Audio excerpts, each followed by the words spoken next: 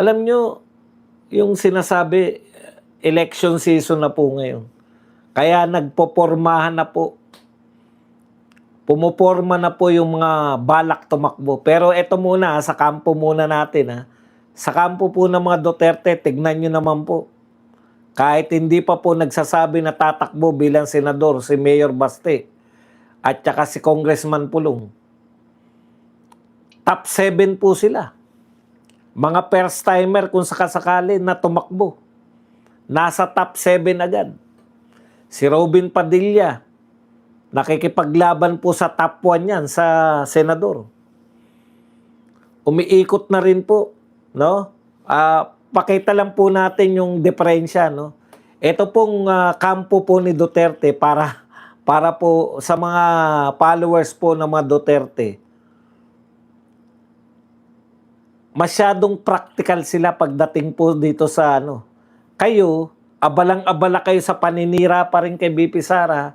Abalang-abala kayo sa mga walang kakwenta-kwentang pag-imbestiga at pagsasalita laban kay BP Sara. Samantalang si BP Sara, ikot na ng ikot. Nagdeklara na po yan. Kaya hindi na po tayo maglilihim kung ano po yung ginagawa ni BP Sara. Dito po kay BP Sara lang, hindi umubra yung tinatawag na disadvantage, yung maaga kang nagdedeklara. Naging advantage po para kay BP Sara yung maaga siya nagdeklara. Dahil alam na ng mga tao Hindi na po kailangan mag-deny si BP Sara na hindi ako tatakbo.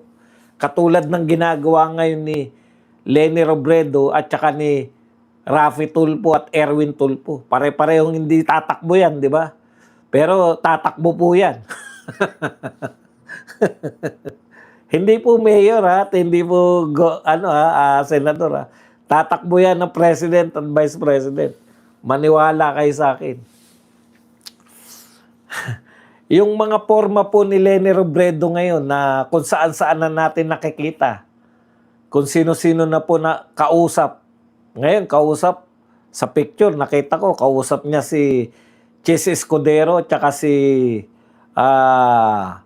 Vince Dizon na isa pang may ambisyon. Akala naman ni Vince Dizon, 1% ka lang, Vince Dizon. Okay. Hindi na po mapipigilan to. Wala pong malinaw na yung tao ay nasusway. No? Walang silbi. Ang gastos ng ginawa ninyo, ang laki ng ipinagod ninyo dito sa impeachment trial, walang epekto sa popularidad ni BP Sara. Ang problema, dahil nakatutok pa rin kayo sa impeachment hanggang ngayon, kawawa po yung mga kalaban sa politika ni BP Sara.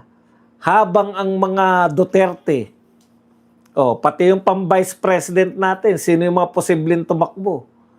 Nariyan po si Marcoleta, nariyan po si Robin Hood Padilla, nariyan po si Bongo. Alam niyo po, wag po kayo mag-away-away yung mga followers po niyan. Kung ako sa inyo, hintayin niyo si BP Sara kung sino yung gusto niyang sino ang gusto niyang vice president, tanggapin natin. Yun lang po ang advantage natin. At least ngayon sa atin, sa kampo natin, kilala natin kung sino yung presidente natin. Sa kanila po, napakahigpit po ng labanan. Ang daming gustong tumakbo. Ito po, sabi ni Atty. Rowena Guanzon, ang administrasyon daw, ang patatakbuhin daw ni BBM ay it's either si Gibo or si John Vic Remulla bilang presidente. At vice president nila si Sani Angara. Ayon lang to kay Rowena Guanzon ha. Yan po, yan talagang yan po yung kampo talaga ni BBM. Pero yung gusto pa rin pong makuha yung boto ni BBM, ng mga supporter ni BBM, yung mga loyalista, yung kampo ni Leni, kaya po hindi niya inaaway si BBM. Ang problema niyan, late na. Ganito po mangyayari niyan, hindi nag-aaway, di ba? Bati-bati kunwari. Pero alam niyo si Lenny, ganyan na sila noon eh. May kasundo, yung pag-uusap pa lang nila. Si Ping Lacson din nagbibisto nito eh. Hinahamon ni Ping Lacson na mag-isa na lang tayo ng kandidato. Si Leni Robredo po hindi. Hindi siya naniniwala dyan. Ang tingin niya, siya ang pangalawa sa pinakamalakas. Ang tingin niya, tatakbo siya. Eh Badong, bakit siya tatakbo kung pangalawa lang? Bakit hindi niya magkasundo sila para siguradong manalo siya? Eh, ang purpose lang naman ni Lenny, tumakbo.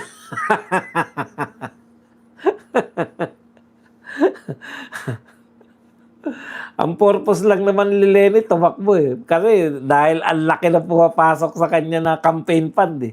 Malaki ang campaign fund eh, di ba? Sino po nagsabi niyan? Si Miriam Defensor, pag ikaw top 3 ka, top 3 ka sa presidential election na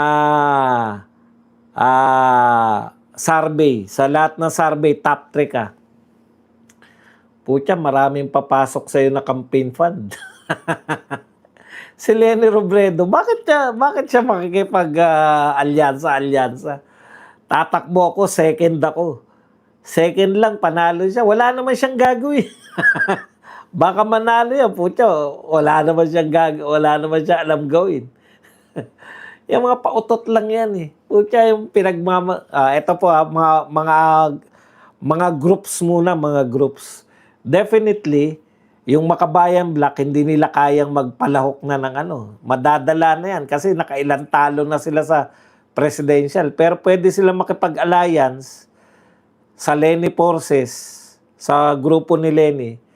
Ang napakadelikado ng buhay, itong si Rayson Tiveros. Kasi ang tagal na nangangampanya, hanggang ngayon, nagsasabi na po siya na ako na lang, magtatrabaho ko. Ano yun? Nakakatawa to si Lenny Robredo, si Rayson Tiveros. Ano yung mga sinasabi ni Rayson Tiveros? Para lang po magka-ideya kayo kung ano po ang mga ginagawa. Kumakanta na po sa mga palengke. Kampanya na, yan po ang hindi nila maiiwasan na, no? Malapit na tayo sa kampanya. Ngayon, ito po ang kalagayan. Okay. Ito ang kalagayan ngayon, no? Ito po yung mga forces, yung mga Tulfo. Yan. Isang puwersa yan. Pwede po silang pwede silang, ngayon, ang tanong, hindi po papayag yan kung hindi si Lenny ang magiging presidente, hindi po papayag yan na maging vice ni Gibo o vice ni John Vic kasi pucha masikat sila eh, 'di ba? Yang Tulfo, papayag yan mag-vice kay Lenny Robredo. Pero hindi nila matatangay ngayon yung loyalista. Yung loyalist forces, yung loyal kay BBM, hindi nila matatangayan. Mabigat po ang problema ng mga kalaban ng Duterte kasi wala naman talaga silang common. Wala po silang common candidate hanggang ngayon. Pag sila po matatalo na nga pag common candidate eh. Ibig sabihin pag nagsanib-sanib sila, hindi pa rin sila mananalo kay Sara Duterte. Lalo na kung hindi sila magsasama-sama. May puwersa po yan. May sarili pong mundo yung mga mga tulponatics eh, di ba?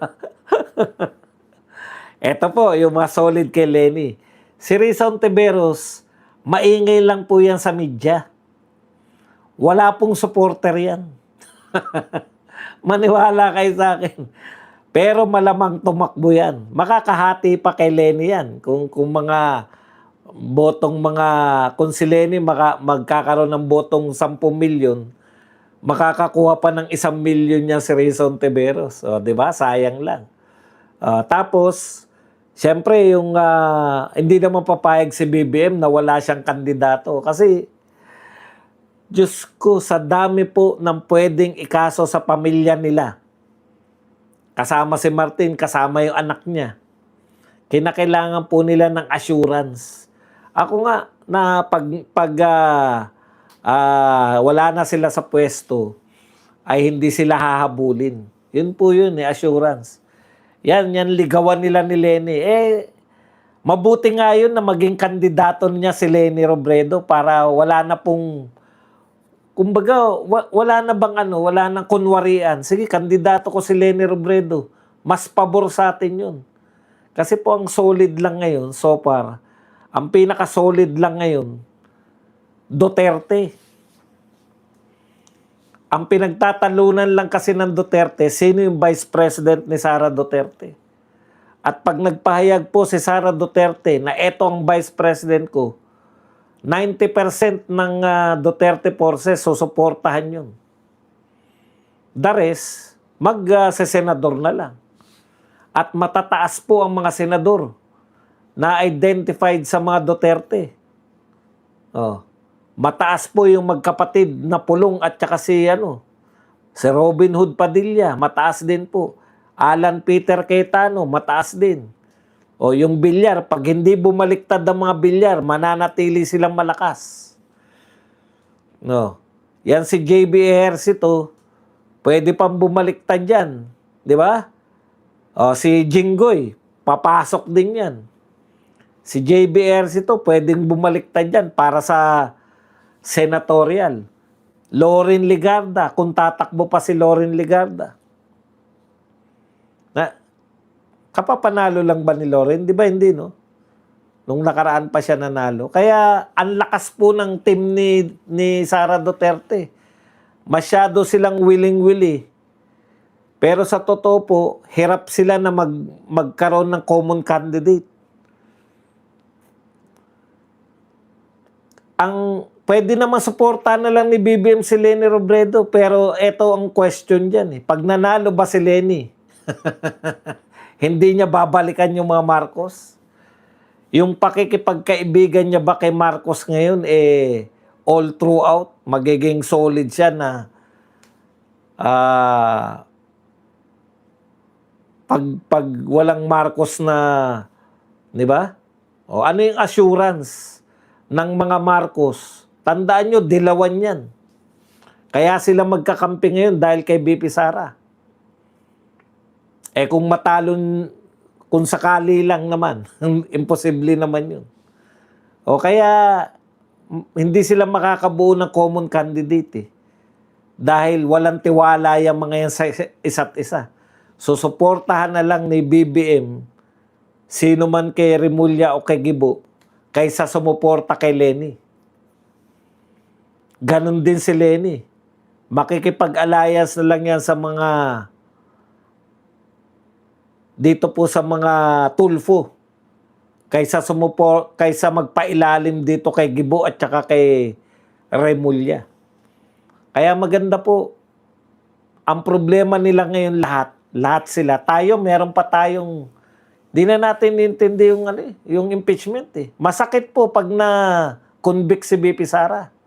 Pero yung conviction niya ni BP Sara, delikado po sila dyan. Dahil i-unite niyan lahat ng mga Duterte forces.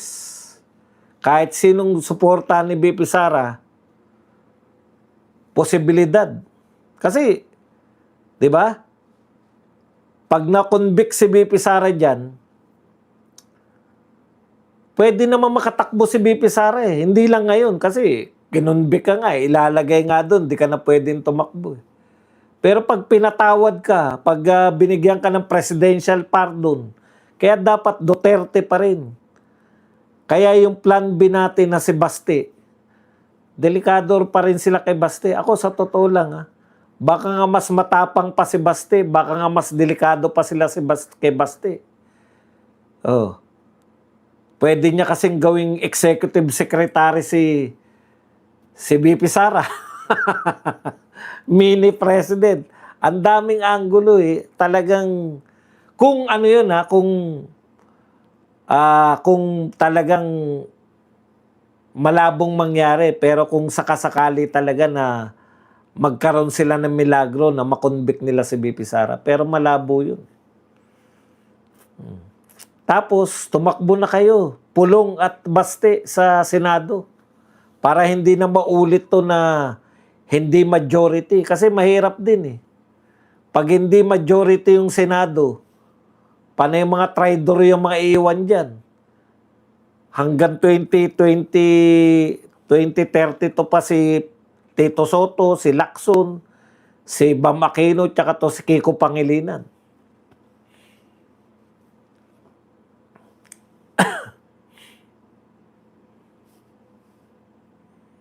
Opo, wala na yan eh. Alam nyo po, pagtuntong number, September, October, November, December, maski yung mga congressman, maghahanda na yan. Lalo na po yung mga tatakbong senador. Alam nyo kung bakit? Iikot na ng Pilipinas yan. Mag-absent na yan dito sa impeachment. Aatin na lang yung mga yan pag botohan na. Mas importante po sa kanila, eto nga impeachment, political lang to, di ba? Political in nature lang yan. Ngayon, ang nakikita ko talaga, sesemplang talaga sila kasi hindi malabong makabuo si BBM ng isang common candidate. Yun talaga. Pwede yun. Talagang isusuko niya na, susugal siya. Kaya niya yun, ipag-unite niya, pinakamalakas na pwede natin maging makalaban talaga. Yung pinakamalakas talaga, na pwede makalaban ni BP Sara, Leni Robredo, tambalan ni Leni tsaka ni Raffy Tulfo. Pero, sirang-sira si Leni. Tandaan nyo, hindi pa natin binabanatan si Leni. Pero yung identity ni Leni ngayon, dahil sa 500 million, nagbago ka ng pananaw sa mga Marcos. Pagdating ng one-on-one nila ni BP Sara, yun lang po yung kakampanya natin dyan. Yari.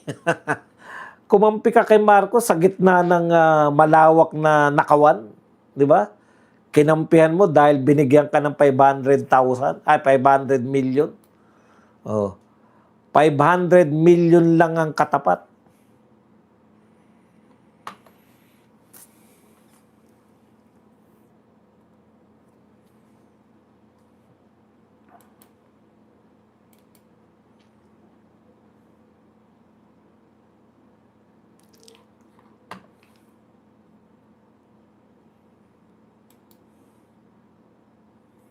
Yan ang mahirap.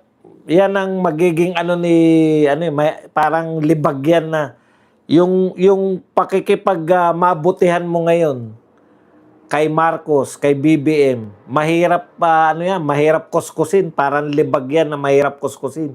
Banil. Yan ang magiging banil ang iniintay ko ganito eh.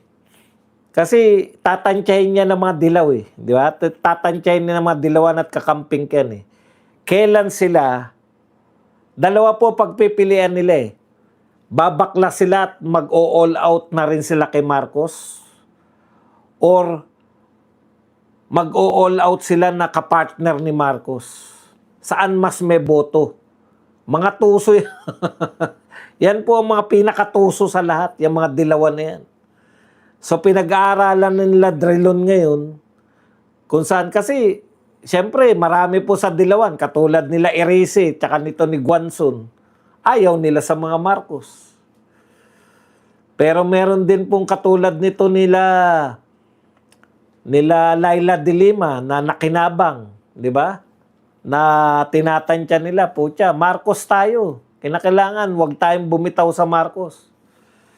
Yan lang ang pag-asa natin laban sa Duterte. Yun po yun. Ang inaabangan ko dyan, kailan babanatan ng mga dilawan si Marcos?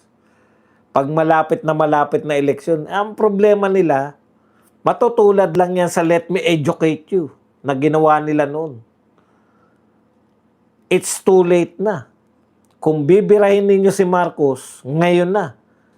Pero, pag bibirahin nyo naman si Marcos, hihina lang si Marcos, yung Duterte votes kasi solid na kami. Solid na yan. Hindi nyo na kahit ma-convict si BP Sara, walang boboto kay Leni, walang boboto sa mga nag-convict kay BP Sara.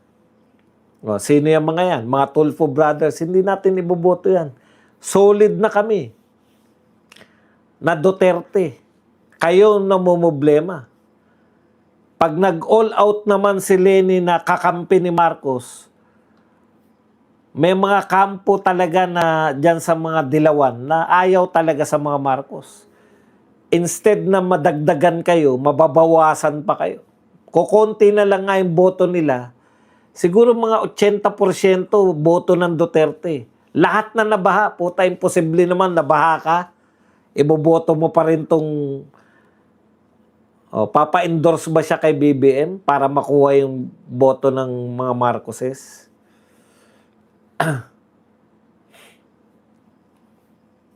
Kaya masarap pong subaybayan yung mga laro nila eh. Risa Ontiveros, pinakakawawang politiko sa 2028. Ano lang yan, parang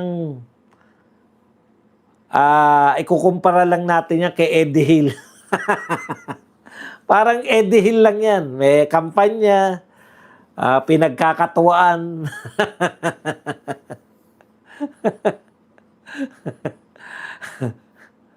Tapos ang problema ni Risa Ontiveros, maski campaign contribution, hindi makakakuha yan.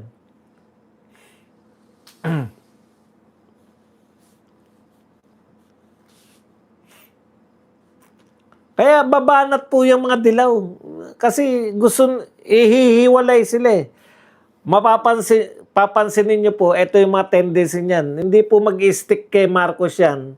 Alam nila na bad shot na si Marcos sa buong sa mga Pilipino. Marunong na mamakiramdam yan eh. Kaya lang, tinatry pa rin nilang kakampi si Marcos, baka mag-iba nila yung Duterte. Pero kung wala na talaga, kung makikita po nila na wala nang pag-asa na masibak nila si BP Sara o yung mga Duterte, babanat na rin yan para makakuha ng boto ng anti-Marcos. Para makapanlin lang. Mas makakakuha sila ng boto kung bibira sila kay Marcos. Kaya lang, kawawa si Marcos after. Pagka humiwalay sa alyansa niya ngayon yung mga dilawan, kawawa po yan. After ng 2028. Yung nangyari sa tatay niya na katakot-takot na kaso, baka mangyari din sa kanya. Okay, yan lang po ang ating topic. At alam ko po marami na kayong gustong itanong.